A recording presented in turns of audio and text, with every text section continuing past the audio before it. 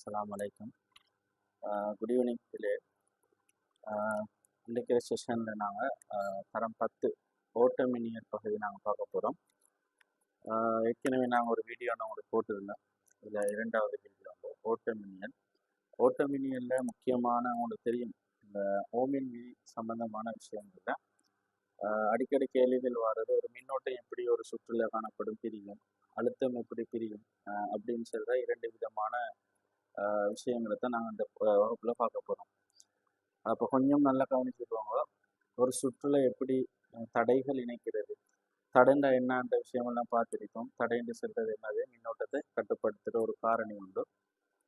இப்போ இந்த தடை சுற்றுல வந்து நாங்கள் ரெண்டு விதமாக இணைக்கலாம். ஒன்று தொடராக, ஒன்று சமாந்தரமாக.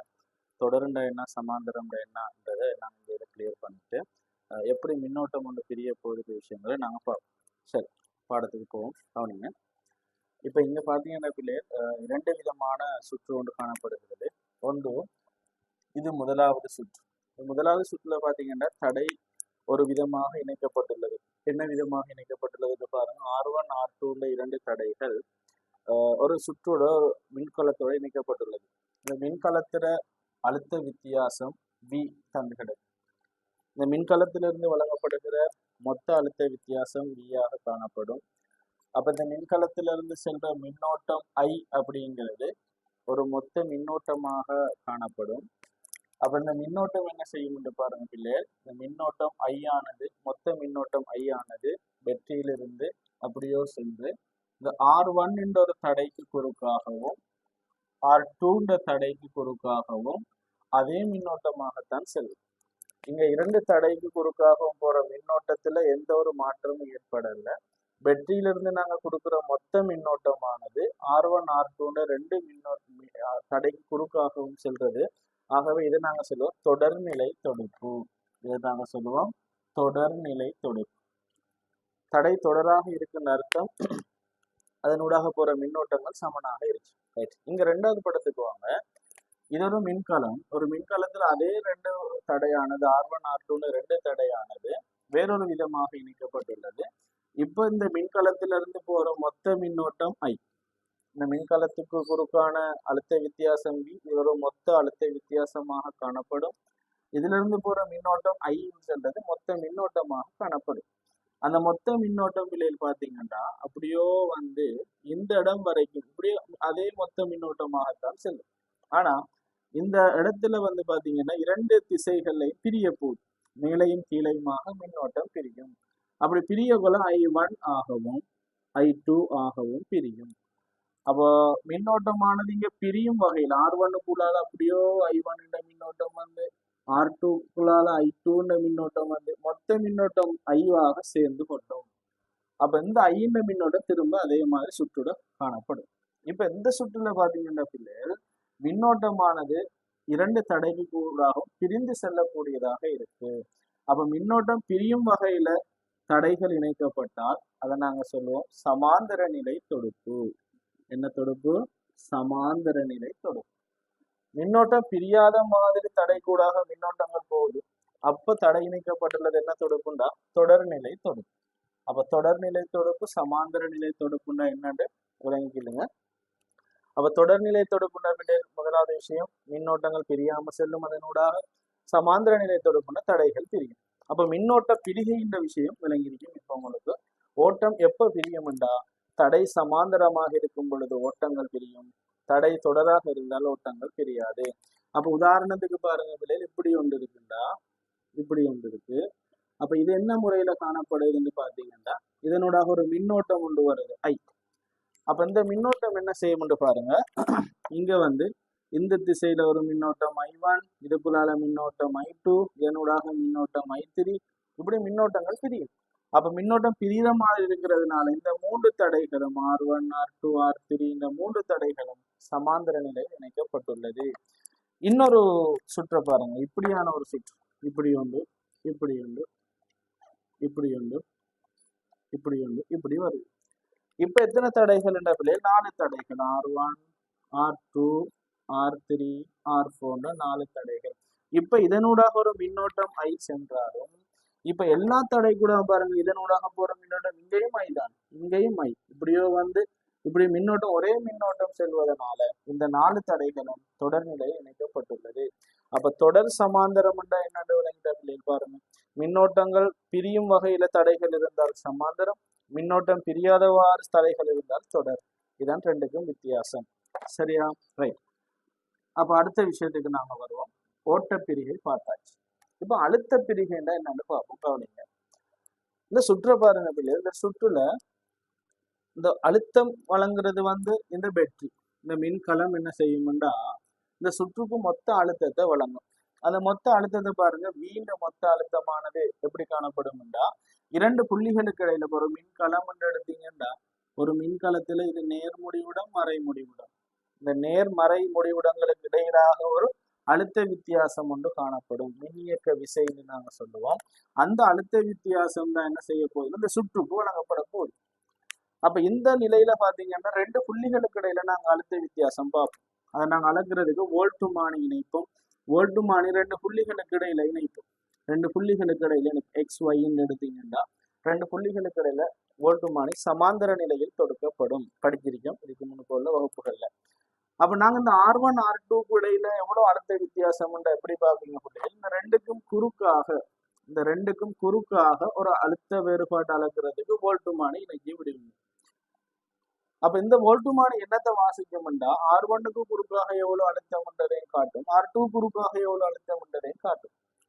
அப்ப வோல்ட்டுமானி ரெண்டுக்கும் ஒரே பெருமானத்தை தான் காட்டும். அதாவது தடைகள் சமாந்தரமாக எத்தனை இணைந்திருந்தாலும் இந்த அழுத்தம் பிரியாது. அப்ப சமாந்தரமா இணைஞ்சிருந்தால் தடைகள் என்ன பிரியும் என்று கதைக்கும். இப்ப மின்னோட்டம் பிரியும், ஆனா என்ன பிரியாது, அழுத்தம் சமனாக இருக்கும். அப்ப R2 குறுக்காகவும் அதே அழுத்தம் தான், R1 குறுக்காகவும் அதே அழுத்தமாகத்தான் காணப்படும். உதாரணமா பாருங்க பிள்ளைகள், இது உதாரணம். இப்படி 3 தடைகள், இப்படி 3 தடைகள் இருக்கு. 12 ஓம், 6 ஓம், 8 ஓம். இந்த 3 தடைகளுக்கும் எவ்வளவு அழுத்த வேறுபாடுண்டா உதாரணமாக இந்த 3க்கும் குறுக்காக ஒரே அழுத்த வித்தியாசம் தான் காணப்படும். அப்ப தடைகள் சமாந்தரமாக எத்தனை தான் இருந்தாலும் அழுத்தம் என்ன செய்யாதுன்னா பிரியாது. ஆனா என்ன பிரியும்? மின்னோட்டம் பிரியும். இது விளங்கியிருக்கும் நினைக்கிறேன். ரைட். அடுத்த விஷயத்துக்கு வாங்க. இதுல இப்ப இந்த சுற்று பாருங்க பிள்ளை, தொடர்நிலையில தடைகள் தொடுக்கப்பட்டிருக்கு. தொடர்நிலையில தடைகள் தொடுக்கப்பட்டிருக்கும் பொழுதோ 2 புள்ளிகளுக்கு இடையில நாங்க அடுத்த வேறுபாடு அளக்கிறதுக்கு வோல்ட்டுமானி இணைக்க போறோம். R1க்கு குறுக்காக நாங்க பாக்குறதுக்கு இங்க ஒரு வோல்ட்டுமானியும் V1 என்று போடுறேன். R2 குறுக்காக எவ்வளவு பாக்குறதுக்கு ஒரு வோல்ட்டுமானியும் இணைக்க போறோம். அப்ப V1 V2ன்ற 2 வோல்ட்டுமானிகள் சமாந்தர நிலையில இணைக்கப்பட்டுள்ளது.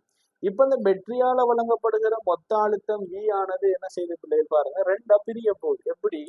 நான் கொடுத்த அழுத்த வேறுபாடு V ஆனது V1 ஆகவும் V2 ஆகவும் பிரியும். உதாரணமாக இந்த Vன்றது வந்து பாத்தீங்கன்னா 10 வோல்டேஜ்ல V1 6 ஆக இருந்தால் V2 வந்து 4 ஆக இருக்கும். அப்ப எப்படி என்ன செய்ய முடியும்? சுற்றுல தடைகள் தொடராக இருந்தால் அழுத்தம் பிரியும், என்ன பிரியாது? மின்னோட்டம் பிரியாது. ஒரு சுற்றுல சமாந்தரமாக தடைகள் இருந்தால் அழுத்தம் பிரியாது, மின்னோட்டம் பிரியும். எப்படி மின்னோட்டம் பிரியும்? நாங்க வழங்குற மின்னோட்டம் I ஆனது எப்படி பிள்ளைகள் பிரியுது? I1 ஆகவும் I2 ஆகவும் பிரியும். இதுதான் இதுல உள்ள விஷயம். அப்ப மின்னோட்டம் எப்படி பிரியும், அழுத்தம் எப்படி பிரியும் என்று விளங்கிடுச்சு. சரியா பிள்ளைகள்? ரைட். இந்த விஷயத்துக்கு வாங்க. திரும்ப ஒரு தரம் பாத்தீங்கன்னா உங்களுக்கு கிளியர் ஆகிடும். சரிதானே? அப்போ ஒரு சுற்றுல தடைகள் 2 விதமாக இணைக்கப்படும். ஒன்று தொடர்நிலை தொடுப்பு, சமாந்தர நிலை தொடுப்பு. தொடராக இணைக்கப்படும் பொழுது மின்னோட்டம் பிரியாது, ஆனா அழுத்தம் பிரிய போதும். சமாந்தரமாக இணைக்கப்படும் பொழுது அழுத்தங்கள் சமனாக இருக்கும், ஆனா மின்னோட்டம் என்ன செய்யும் பிரியும். இதுதான் எங்களோட சுருக்கம். இப்ப இதுல இருந்து நாங்க என்ன காண போறோம்னா சமவெளி தடைன்ற ஒரு விஷயத்துக்கு வரப்போறோம். சமவெளி தடைன்னு சொல்றது என்னன்னா ஒரு சுற்றுல உதாரணமா பாருங்க. இந்த சுற்றுல வந்து பாத்தீங்கன்னா தடைகள் நிறைய இருக்கு. தடைகள் நிறைய இருக்கு. R1, R2, R3 இப்படி தடைகளை 2 விதமாக இணைக்கலாம். ஒன்று தொடராக இணைக்கலாம் அல்லது சமாந்தரமாக இணைக்கலாம். அப்ப சுற்றுல தடைகள் இணைக்கப்பட்டிருக்கும் பொழுது சரிதானே, சுற்றுல தடைகள் பல தடைகள் காணப்படும் பொழுது இது எல்லா தடைகளையும் சேர்த்து நாங்க ஒரு தடையால குறிப்பிட்டோம்னு சொன்னா அது வந்து சமவெளி தடைன்னு சொல்லப்படும். பல தடைகளுக்கு வழங்கப்படுகிற ஒரு தடையத்தான் சொல்றது சமவெளி தடை. இப்ப இந்த சமவெளி தடையை நாங்க இன்னொரு விதமா சொல்றோம்னா மொத்த தடை, அந்த சுற்றுக்குரிய மொத்த தடை அப்படின்னு குறிப்பிடுவோம். அந்த சுற்றுக்கே உரிய மொத்த தடை. அப்ப அதை நான் காண போறோம். இப்போ இதுல கவனிங்க, இதுல கவனிங்க பிள்ளைகள், இந்த வீண்ட என்னது? இந்த வீண்ட மொத்த அழுத்தம், இந்த சுற்றுக்கு வழங்கக்கூடிய வெற்றியால வழங்கக்கூடிய மொத்த அழுத்தம். ஐண்டா என்னது? இதனூடாக போற மொத்த மின்னோட்டம். இந்த மொத்த மின்னோட்டத்தை தாண்டி வேறொரு மின்னோட்டம் மேலதிகமாக போக முடியாது. இதான் மொத்த மின்னோட்டம். அப்ப இந்த சுற்றுக்கு குறுக்காக உள்ள தடை மொத்த தடை, அதுதான் எங்களோட சமவலு தடை. இந்த மொத்த தடையத்தான் நாங்க என்னன்னு சொல்ல போறோம்? சமவலு தடை. இது விளங்கிருக்கா? ரைட், உங்களுக்கு விளங்கிருக்கும்னு நினைக்கிறேன். உங்களுக்கு தெரியும் ஓமின் விதி என்ன சொல்லுதுண்டா, சமன்பாடு வி சமன் ஐஆர். இந்த சுற்று ஃபுல்லா நான் இந்த சமன்பாடு தான் படிக்க போறேன். We Saman IR. வீண்ட என்ன பிள்ளைகள்? அழுத்த வேறுபாடு. ஐயண்ட அதனூடாக போற மின்னோட்டம், தடையில ஆறுண்டா அதனுடைய தடை. அப்ப வி சமன் ஐஆர்ன்றது இதான் நான் பயன்படுத்துற இடத்தை பொறுத்து வித்தியாசப்பட போகுது. எப்படி? மொத்த தடைன்னு எடுத்தீங்கன்னா அதனோட மொத்த மின்னோட்டம் தெரியணும், மொத்த அழுத்தம் தெரிஞ்சிருக்கணும். சரிதானே? ஒரு தடை கூடாக போகல, அந்த இடத்துல உள்ள அழுத்தமும் மின்னோட்டமும் கவனத்தில் எடுக்க போறோம். ரைட், இப்போ சமவெளி தடை காண்றதுக்கான ஒரு தொடர்பு நான் உங்களுக்கு எடுத்து காட்ட போறேன். ரைட், வாங்க பார்ப்போம். இப்ப இந்த இதுல வாங்க பிள்ளை, தொடர்நிலையில ஒரு இணைக்கப்பட்டிருக்கும் பொழுது, தொடர்நிலையில இணைக்கப்பட்டிருக்கும் பொழுது என்ன நடைபெற போகுதுன்னு பார்ப்போம். வி சமன் ஐஆர் உங்களுக்கு தெரியும். இந்த இடத்துல வி ஆனது V1 ஆகவும் V2 ஆகவும் பிரியுது. அதனால நான் போட்டிருக்கேன், இந்த வின்றது மொத்த அழுத்தம். நல்லா விளங்கி வச்சுக்கோங்க.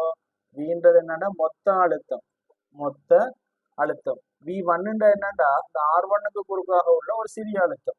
V2 அது குறுக்காக உள்ள அழுத்தம். ரெண்டையும் கூட்டுனா தானே உங்களுக்கு என்ன வரும்? மொத்த அழுத்தம் ஒன்று வரும். ரைட், இப்ப பாருங்க, வி சமன் ஐஆர் எங்கிற சமன்பாடு மறக்கப்படாது. We Saman IR. அப்ப வீண்ட மொத்த அழுத்தம், மொத்த அழுத்தம் எதுக்கு சமன் பிள்ளை? மொத்த மின்னோட்டம் தர மொத்த தடை, இதுக்கு சமனா இருக்கும். வி சமன் ஐஆர் தானே. அப்ப விக்கு பதிலாக ஐஆர் போறேன். அப்ப ஐந்த யாருண்டா இந்த களத்துல இருந்து போற மொத்த மின்னோட்டம், ஆறுன்றது இதனுடைய மொத்த தடை, அதாவது சமவெளி தடை அப்படின்னு சொல்றோம். ரைட், அடுத்த V1 என்னன்னு V1ன்றது என்னது? இந்த R1க்கு குறுக்காக உள்ள அழுத்தம், அது சமன் என்ன? We Saman IR. R1க்கு குறுக்காக போற மின்னோட்டம் I, R1 தடை IR போட்டாச்சு. R1 போட்டது விளங்கி இருக்கணும் உங்களுக்கு. சக V2 என்னன்னு பிள்ளைகள்? இந்த V2 இதுல அழுத்தம்.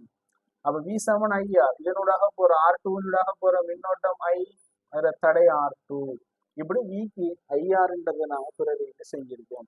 அப்ப வின்றது மொத்தம், V1ன்றது ஒரு பகுதி, V2ன்றது ஒரு பகுதி, ரெண்டையும் கூட்டி நாங்க தொடர்படுத்திருக்கோம். இப்ப அடுத்த ஸ்டெப் பாருங்க, ஐஆர் எல்லாத்துக்கும் பொதுவா நாங்க ஐயா பொதுவா எடுக்கலாம் இல்லை, காரணிப்படுத்தும் பொழுது ஐ ரெண்டும் சமன் தானே மொத்த மின்னோட்டம். அப்ப R1 பிளஸ் R2.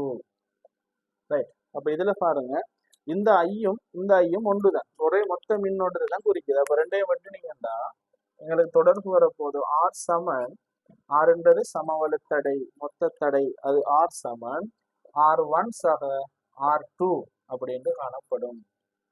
R சமன் R1 சக R2 அப்படின்னு காணப்படும். அப்போ எங்களுக்கு சமவெளி தடைக்கான ஒரு தொடர் கொண்டு வந்துட்டு, தடைகள் ஒரு சுற்றில் தொடராக இணைக்கப்படும் பொழுது, எத்தனை தடைகள் தொடராக இணைச்சாலும் அந்த எல்லா தடைக்கும் பதிலாக நாங்க கொடுக்குற ஒரு சமவெளி தடை, சமவெளி தடை R ஆனது எல்லா தடைகளின் கூட்டுத்தொகைக்கு சமனாகும். எல்லாத்தையும் கூட்டுனீங்கன்னா சரி. உதாரணமா பாருங்க, இப்படி இப்படி எத்தனை இருக்கு? ஒரு 3 தடை வச்சு, 4 ஓம், 6 ஓம், 10 ஓம், இப்படி 3 தடைகள் ஒரு சுற்றுல தொடராக இருந்தால் இந்த 3க்கும் சேர்த்து வழங்கக்கூடிய ஒரு தடைக்கு தான் சொல்ற சமவெளி தடை. அப்ப எவ்வளவு வரும்னு பாருங்க, 10 6 4 20 ஓமாக இருக்கும். அப்ப சுருக்கம் என்னன்னு பாருங்க, சமவெளி தடை ஒரு சுற்றுல தடைகள் தொடராக இணைக்கப்படும் பொழுது அந்த மொத்த தடைக்கு, அவ்வளவு தடைக்கும் பதிலாக நாங்க போடக்கூடிய ஒரு சமவெளி தடைகளை பெருமானம் எப்படி காண்றோம்டா, ஒவ்வொரு தடைகளையும் நாங்க கூட்டணும். இது விளங்கிட்டான்னு பாருங்க.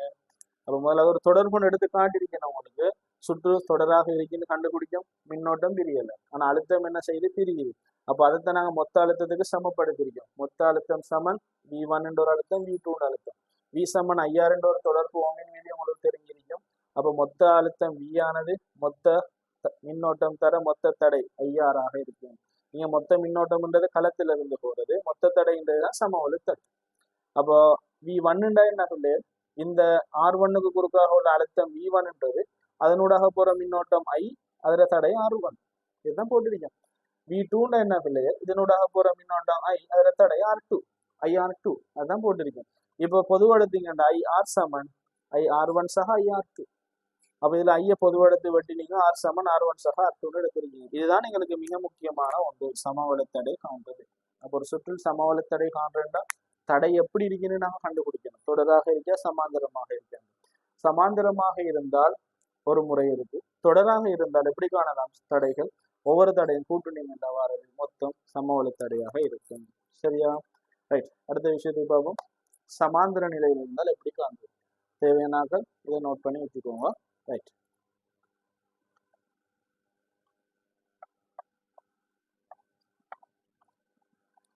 இப்ப பாருங்க ரெண்டாவது விஷயம். அடுத்த விஷயம் என்ன சொல்லுதுன்னு கேட்டா, ஒரு சுற்றுல தடைகள் சமாந்தரமாக இருக்கு. சமாந்தரமாக இருக்கின்ற என்ன அர்த்தம்? மின்னோட்டங்கள் பிரிஞ்சு போது வழங்கப்படுகிற மொத்த மின்னோட்டம் ஐயானது I1 I2 ஆக ரெண்டாக பிரிஞ்சு போகுது. I1 I2 சரிதானே? I1 ஆகவும் I2 ஆகவும் பிரிஞ்சு போது நான் வழங்குற மொத்த மின்னோட்டம். அழுத்தம் பிரியாது. சரிதானே? அதைத்தான் நாங்க தொடர்படுத்திருக்கோம். மொத்த மின்னோட்டம் I சமன் I1 சக I2 ஆக பிரிஞ்சு போகுது.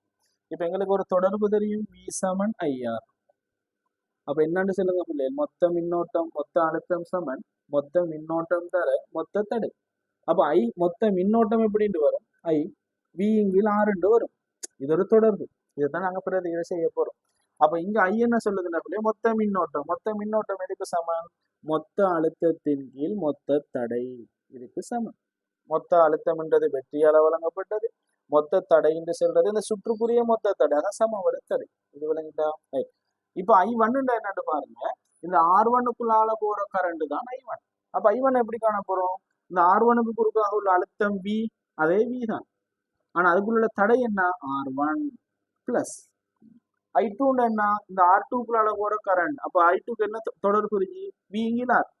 V இங்கில் R தானே. அப்ப I2 என்ன? அந்த V இங்கில் அதுல தடை R2. சரிதானே? இப்ப இங்க ஐய நாங்க தொடர்படுத்தி எடுத்திருக்கோம். இப்போ V இங்கில் R சமன்.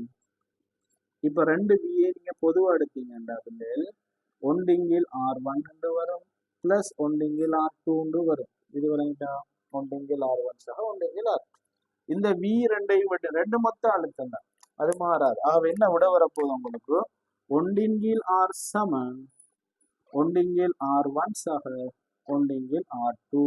இதுதான் சமவெளித்தடை தொடர்பு. எப்போ ஒரு சுற்றுல தடைகள் சமாந்தரமாக இருந்தால் அப்போ சமவெளித்தடை காண்றதுக்கு மொத்த தடை காண்றதுக்கு இந்த சமன்பாடை வச்சு கண்டுபிடிக்கலாம். இதுல நிறைய ஷார்ட்கட் மெத்தட் உங்களுக்கு நான் இதுல சொல்லி தருவேன். அப்ப ஒன்றிங்கில் R சமன் ஒன்றிங்கில் R1 சக ஒன்றிங்கில் R2. இந்த தொடர்பு வச்சு நாங்க என்ன செய்யலாம்? இந்த ஆரை கண்டுபிடிக்கணும் சமவெளித்தடை. எப்போ ஒரு சுற்றுல தடைகள் சமாந்தரமாக இருந்தால்.